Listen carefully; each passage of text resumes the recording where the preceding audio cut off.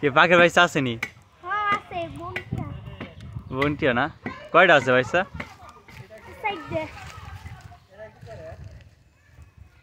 পাখির বাচ্চা নামাই পারবো, পাইলে ইউটিউবে ভিডিও ছাড়বো।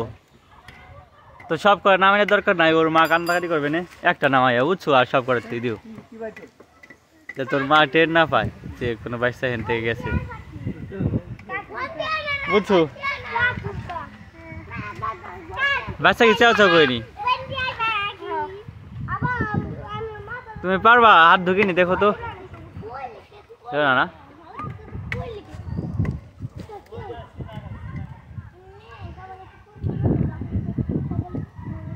ভালো করে সঙ্গ ধরো, দেখে পড়ে না জানি আবার।